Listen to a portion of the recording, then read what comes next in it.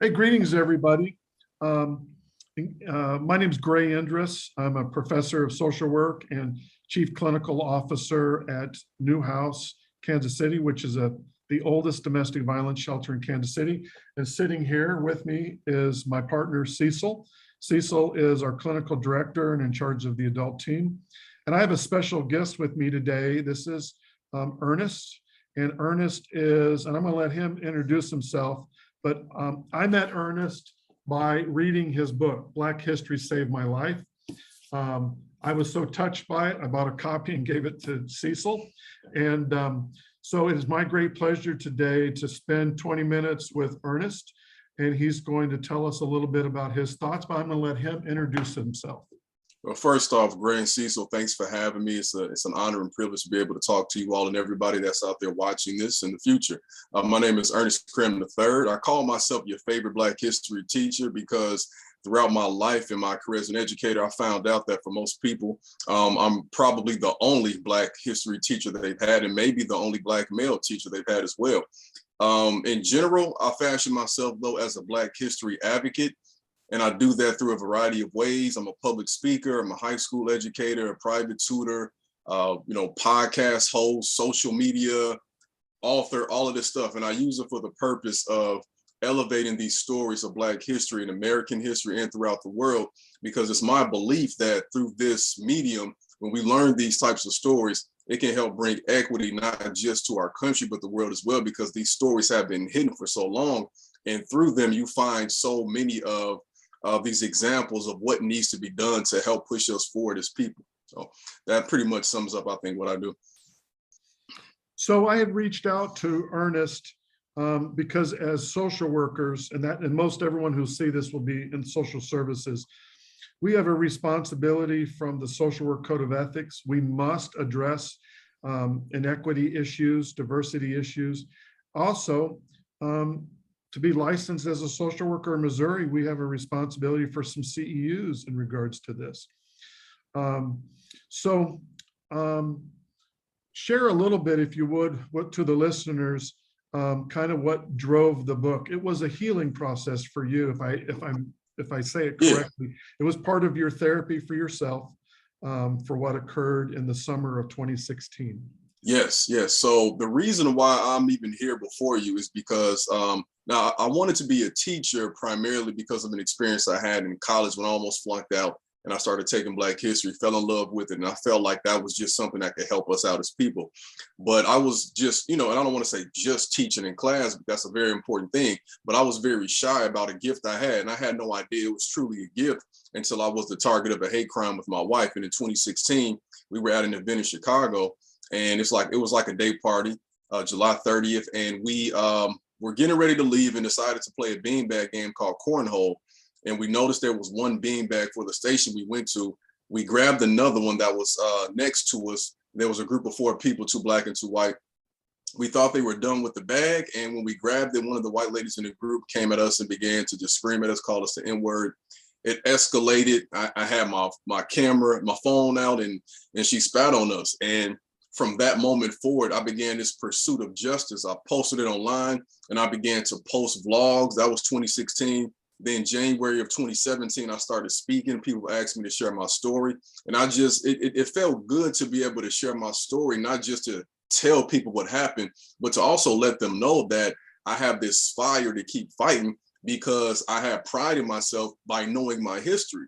And that pride started at a young age. So, and that's not to say that it wasn't a difficult thing, because what you're alluding to, the healing process, came from the fact that my mental health was not really good. You all are social workers and you're educators. Those are very stressful fields, both of them. My sister's a social worker. I'm an educator. My wife is. My mom was. Like that. It's a lot, because it's not just what you deal with, it's what everybody else deals with. And when you leave that job, you don't often leave it at the door. So there were some days where going to work, it was just tough for me. And of course, also being a minority at my job. And one day in March, I just had a breakdown on the way to work and I had to pull over, and I had never had anything like that. Of course, you deal with instances of stress and depression or whatever, but like I had never had anything. And this was March of 2017. The incident happened July 30th of 2016. It had occurred to me that while pursuing justice, I had never really tried to heal the damage that happened to me. Now I was speaking about it, but speaking publicly is different from speaking to a therapist or actually sitting down and collecting your thoughts. So I went home that day, couldn't find a therapist at that moment. I eventually began to meet with somebody for the first time, and I just started to write out my story. And I just started with an outline, and I looked at myself and I said, like, how long have you been really dealing with this? And I think the tragedy in having a viral story for something so traumatic is people will assume that the hate crime is the worst thing that could potentially happen to you, but they don't see the day by day struggles people deal with when they're born in this country and live in certain communities. So I take the readers through his journey of, you know, discovering I was Black at around the age of 6 to what I dealt with that hate crime. But what I do is I supplement people with the knowledge and the questions I asked along that journey that helped me make sense of it. Because what I also found out was I literally, as a Black man throughout my life, I've experienced a little bit of everything, you know? And of course, what happened July 30th, 2016 would appear to be the worst, but I wanted people to know that the systemic issues are what get at us, etch away at us on a daily basis. But this hate crime, of course, is the thing that's going to bring people in. And that's what my story is about, essentially. Yeah, I think that's a great point. The systemic issues are the issues that suck the life out of our soul. The big issues, the ones that go viral, those are terrible as well, but those aren't every day. It's the day-to-day systemic stuff. Right. I'm currently reviewing a textbook to change our child welfare textbook at Missouri Western, and the textbook that we're using doesn't do a deep dive. It literally says the majority of kids in foster care are white, 43%, kids that are Black, 22%, kids that are brown, 21%, but it doesn't do a deep dive and look at, you know, the portion and the disproportionality of it. In Kansas right now, February 9th of 2022, while the numbers are decreasing in child welfare, which is good, in Kansas, child welfare is tooting that horn. From 2011 to 2018, the likelihood that you would be a Black child coming into foster care was 70% more likely than being a white child. And this is a state that has a 4% population of Black Kansans. Wow. So our numbers are coming down, but let's really deep dive into that systemic issue. Let's not look at just the surface, the icing. So while the numbers are going down in Kansas, what do you think the proportionality of being a Black child in foster care, did that go down, or do you think that went up, Ernest? I would say it probably went up. It went up. It's 114%. It went from 75% to 114% in about a 2-year span. Wow. And so if you're going to truly think, right, I'm speaking to all the social workers about the systemic issues, you've got to dive deep into that stuff. You can't just look at the surface numbers. It's not really enough. Yeah. And I think that's something I really want people to understand too. Like when you see these statistics, when you see these stats or these stories, the next question has to be why. And that's something that has attributed to my journey more than anything, is asking that question. I think every child does that at a certain age, but having parents that nurtured it, and and although I may have been annoying at some point, they just kept answering, or they would point me in the right direction. So I think that context is very important. When we see those numbers, we have to also understand, what you're saying with 20% or more, we're the general population 13 to 14%, or I think you said 4% in that area. So like those numbers are alarming. And if we don't get to the root of that, we just accept it. And that's, to me, providing statistics without context can be really harmful, because it allows your mind to wander and it makes you think that, oh, that's just the way things are supposed to be. And it's actually very dangerous. Well, and I'll say this, and I know Cecil has a couple of questions, but for me, that systemic stuff is a giant shell game. It's a pretty shell. We'll just swerve it all around, and you don't really now know where the ball is underneath that shell. And I think that's what the systemic issues do. It's just constantly shifting the shells around. Yeah. So I know Cecil had a couple of really excellent questions Yeah. about professional fears and about your healing journey. Yeah. Yeah.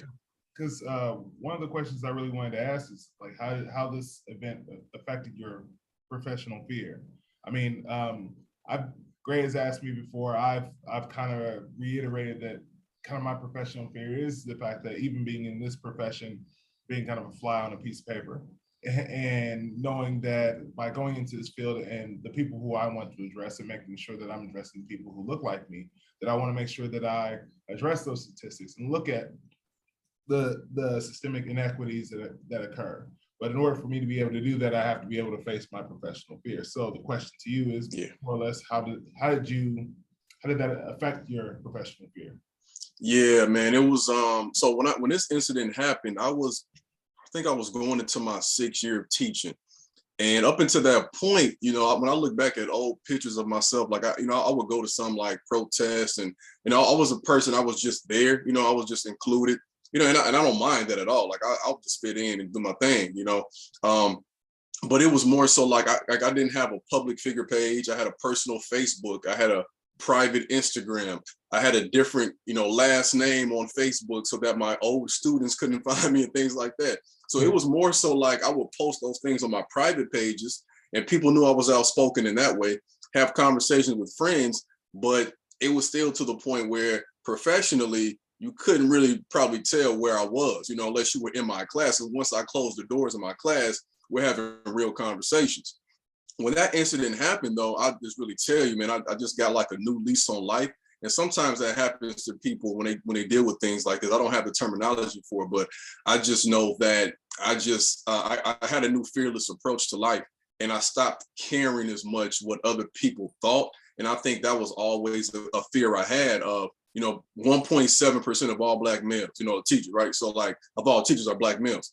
And I saw that in my school. Whenever we had meetings, it was rare. Like I got a couple close friends that look like me, other friends of other races. But like when I sit down, you notice it, you see it. Like you see the stark difference, the difference in, you know, like culture and everything. And when I went to work, like 2 weeks later after it happened, it was almost as if I lived in a world where it didn't happen.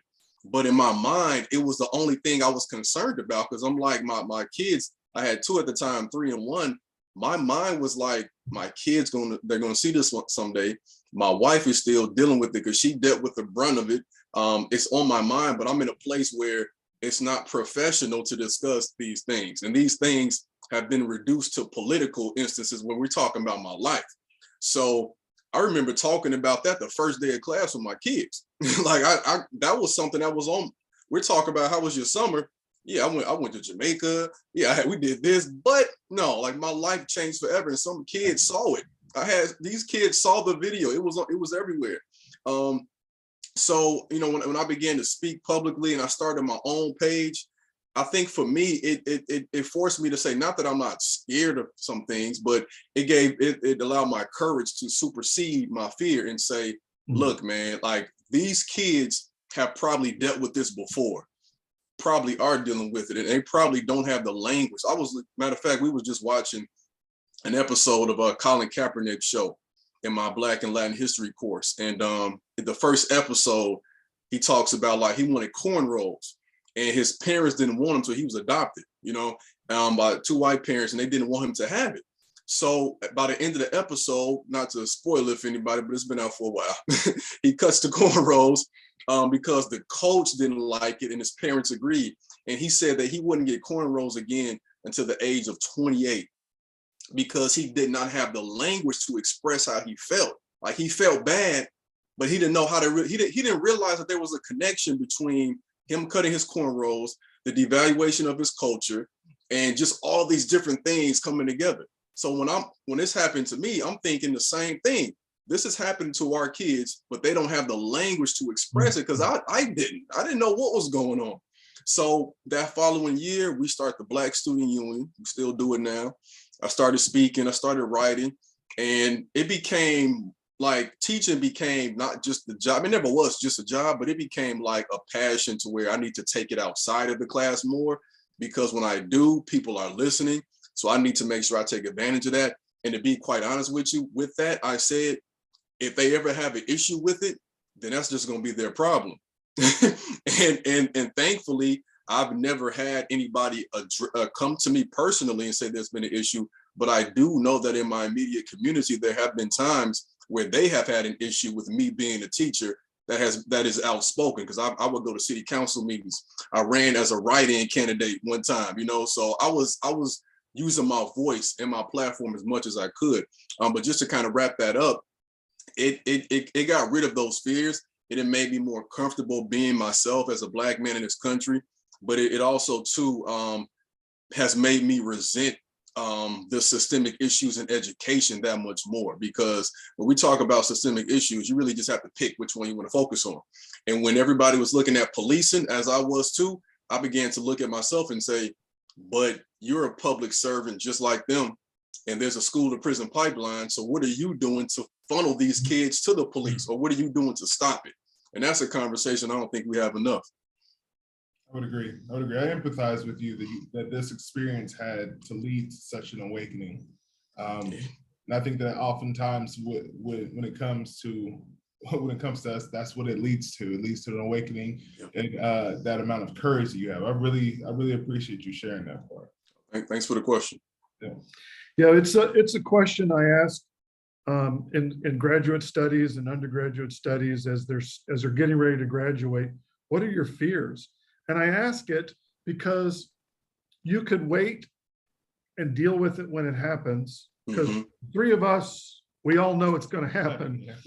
Or you can be proactive now, and you can start surrounding yourself with people that lift you up instead of push you down, and people that are open to your ideas and suggestions. Doesn't mean they have to all agree with you, but to quote a friend of mine, Dr. Jason Lester out of Denver, Dr. Jason Lester says, we also have to respect the diversity of thought. We have to respect that. And I think Dr. Jason Lester has an excellent point. So we're getting close to our time to wrap up. I just want to, again, put up Ernest's book, Black History Saved My Life. I'm going to tell everybody listening that I normally just read from the front to the back, but that is not how I read this book. I read the first chapter, and then I went to the last chapter because I wanted to know what happened. and so I read the front and the back, and then I went in and dove into the meat of the book. And I think there were some really powerful things in there. I book-eared one. I'm going to find it here real quick, and I think is really important.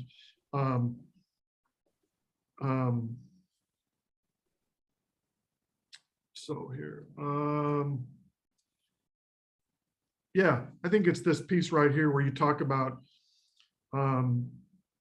Black children who are criminalized from birth, the school to prison pipeline, which asserts the traditional methods of public school culture prepare African Americans and other children who are minorities in America for a life in prison. And that a life of professional success is very real. And then you go in and talk about it. This is systemic racism at its core. So in policy class, looking at the strengths perspective analysis, I present the crime bill of 1994, which it fueled that highway, that prison pipeline. And when you look at the funding on that, 51% increase in police officers, police departments, 1% of that federal dollar was spent on victims. And I say to my policy students, what do you think this world would be like now if we spent 51% on victims and awareness, and we spent 1%? Because increasing the police force by 51% didn't solve the problem. If we had focused on the other end, would things be different? And I always let them walk out of class with that idea in their head. So it's a great point, excellent point. And we're still dealing with those effects right now. And I mean, like I said before, like I see it on a daily basis with our kids. And we're in a time now where a lot of folks are trying to move to restorativeness, but it's a process and it's not deeply embedded in our culture yet as a nation. So oftentimes it seems like it's just for show. And we have kids who, as soon as they walk in the building, are being criminalized. I mean, you know, the first thing they see is a metal detector and a police officer and somebody screaming at them. And, you know, we're asking kids to sit down for an hour straight in class when we're in an educational institution, but we don't follow the studies that show what you're supposed to do to educate children. It doesn't make any sense. Studies show that if you sit down too long, you're not going to learn. It's not healthy to sit down probably for more than 30 minutes. You know, you learn, your mind operates best when you're in motion. Like I used to sit down and lesson plan on a Sunday, and I would get so frustrated planning out my weeks. I would just be sitting there, ideas wouldn't come, and I just throw my pen down and whatever, get up and move. As soon as I go outside or something, boom, the ideas start flowing. Like, we're expecting 6-year-old kids, 10-year-old, 15-year-old kids and boys to sit down all day, and when they don't want to, we punish them for it, and then we don't understand what's going on. Like, the studies are already there. Just follow what we already have established. That change from that paradigm shift with restorative practices, that first step is always community building alliances. And I think that a lot of times people don't really want to pay attention to that, even those who are even trying to do the right thing. The aspect of community building and having somebody sit down, or even in the traditional paradigms of what school is, that it doesn't meet the need. Doesn't meet the need. 100%. So as we wrap up here, if you were to give some advice to a social worker and you were going to sum it up, this is what you need to do now, what would you share with them?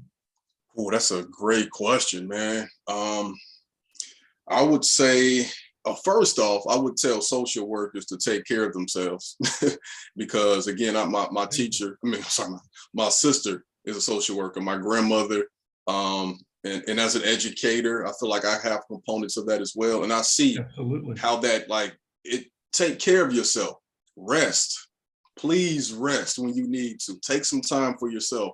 And after that, I would say just to see, you're in the right field already, but like you said, see what type of community links you could make to build support for whether you're working with the individual client or otherwise. Who else can you pull in? What can the school do? And I think it would really be helpful for a lot of social workers to try to find a way to get into the schools. I know it's a different type of accreditation and certification, but I think that that's the only place where our kids are required to go, and they have to, even though they don't want to be there, but we have to meet our people where they are. And if we can do more preventative things, find a way to maybe be a guest speaker or just shadow for a day, just seeing what kids are dealing with, then you can better prepare for the clients you might have as adults, or maybe you can reduce that caseload. That can help you out in the future. Yeah. So everybody listening, you heard Ernest say, take care of yourself. And I will add this. How in the world can you be a social worker if you're not taking care of yourself first? How do I ask Cecil to work on his life if I'm not working on mine? And the same would go for Ernest for his students. He says to them, you got to work on your life if he doesn't work on his. Right. So I think that holds true across, the landscape of teachers, social workers, and educators, and those that are somewhere in between that spectrum. So, well, hey, hold on, Ernest. I'm gonna go ahead and stop the recording here, and then that way the three of us can kind of say goodbye to each other. Everybody, thank you for listening. Please go check out Ernest's book. It's an excellent read. It's one of those books that the moment you start reading it, your weekend is gone, brother, because you're going to read the whole thing. All right, let me stop this.